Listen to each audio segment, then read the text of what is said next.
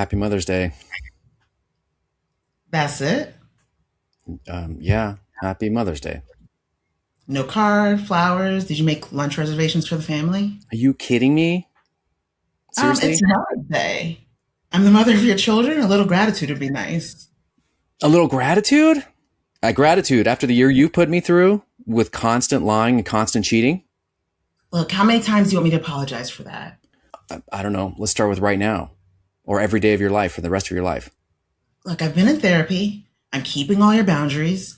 And, can I just have one day where I'm not being beat up for my past? Beat up? Really? I literally caught you in a lie yesterday. I don't know why you'd think it's the past. That was a little stupid lie about work. I'm not lying about the important things anymore. Oh my gosh, you're insane. Oh, all right. So now we're resorting to name calling and emotional abuse. Very nice. Oh, you're Classy. impossible. Happy Mother's Day.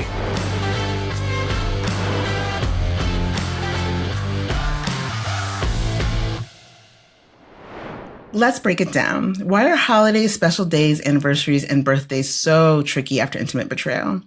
Happy memories become triggering because the partner doesn't know if they've been tainted or not. Yeah, and especially if this is early on, the partner may not know what's real, what's not. They're kind of looking into, what my reality was, let alone what it is. And we found like the holidays in general can be really, really triggering. Especially these national holidays, there's certain expectations for how you're supposed to feel, how you're supposed to react to them. And I can imagine, especially as a mother, there's this extra piece of now you're supposed to have this experience, but it can be really, really triggering because it stirs up a ton of stuff from the past. All right. And specifically in this one, we're talking about Mother's Day because that's what's coming up pretty soon. And in this scenario, we have the betrayer as the mother. The betrayer was the mother, and then the father was the betrayed partner, but it can definitely switch. More traditionally, we see it the other way.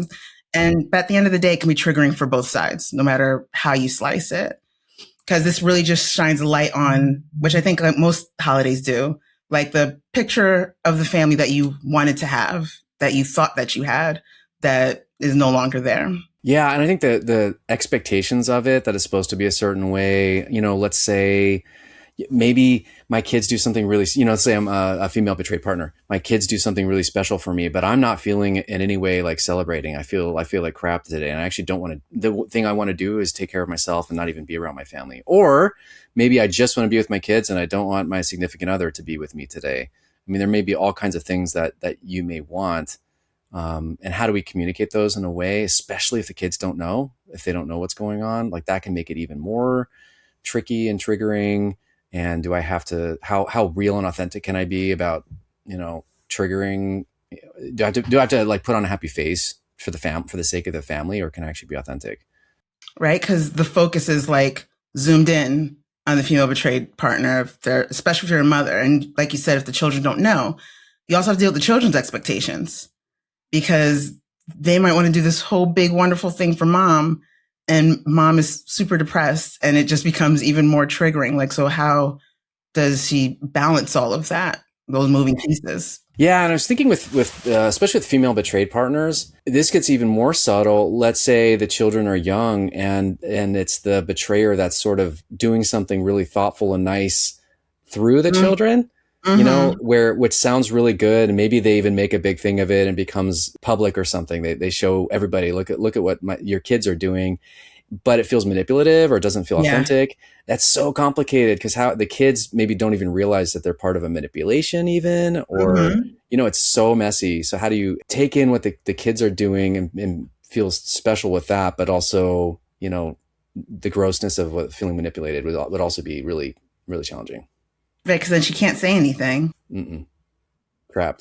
Right. It'll crush the children, or now you look ungrateful or whatever. Like there's no nice path where you can actually call it out and say anything. So it's like, yes, how do you just appreciate my kids are doing this thing, separate from, because even though it might be a manipulative tool, the kids aren't coming from a manipulation I place. love that.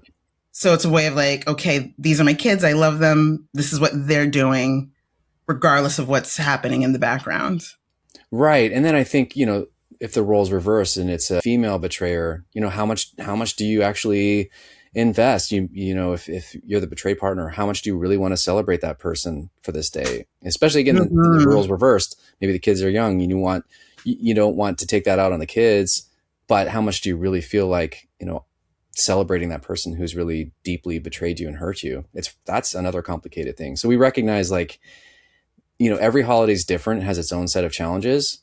Anniversaries, Valentine's Day, those are really couples holidays, but now you add in extra layers of confusion and mess because there's kids involved with this one, because by definition.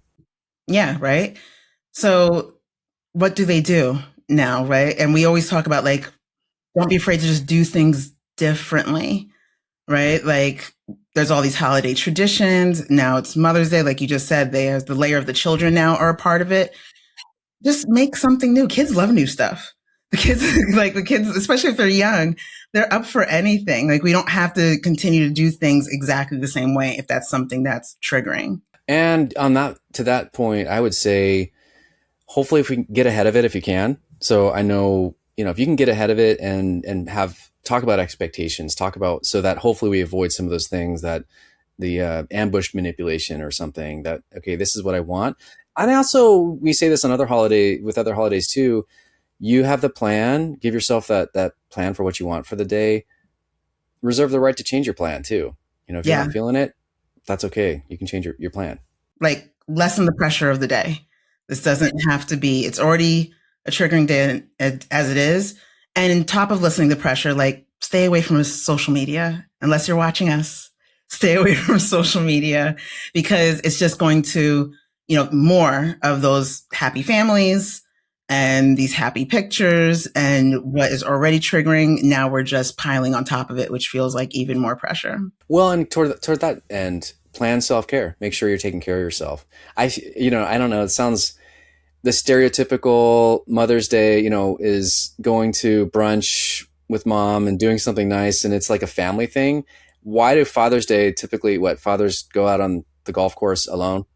Or, They, yeah. yeah, but they, a lot of times there's like, I'm going to get my own self care. Well, if you're a betrayed partner, do things with your family if you want to, but make sure you also care for yourself too. This is also time to be, it's your day to be celebrated too. So if you need some alone time, that's okay. Maybe there's some new traditions you start to put in place too, that involve yourself, involve the family in a new way. Maybe this year's different.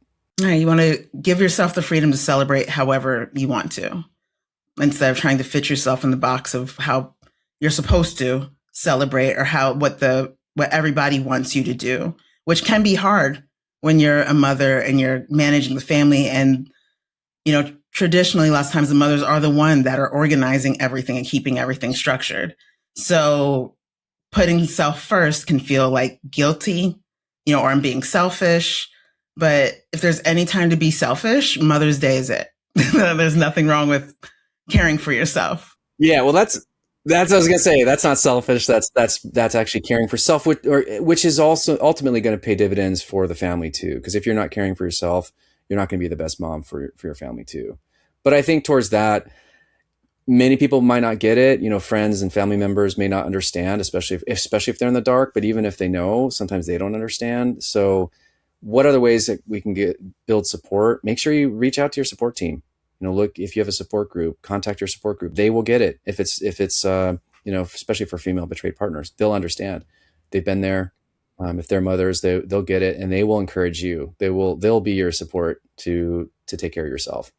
If you don't have a support group, there's do you have a safe family member or trusted friend that you could turn to for support during this time? Anything else? Extra therapy if you need it, right? Or like you said, preparing ahead of time. This day is coming. So support group? Do you have someone that you connect with in that support group that you can contact on the side? Do you need an extra therapy session?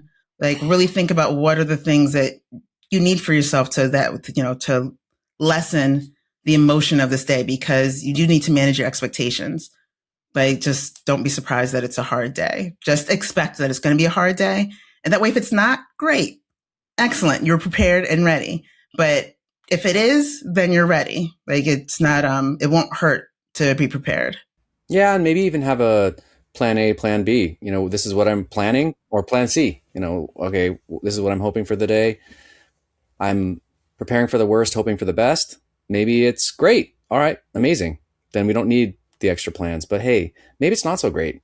Maybe I wake up and I'm just really depressed and I don't really want to do much. Okay, that's okay too. There's no set way this has to go. And with that, there's no set way how you were talking about you're free to change your mind at any given time. But in order to do that, like, we really have to listen to our bodies, like really be in tune, because maybe you were feeling lighter when you woke up and then some trigger happened or something, and now you need to step away for a second. Like, you can have a wide range of emotions for the whole day, and that's okay. You can take a moment to honor what your body needs at every given point.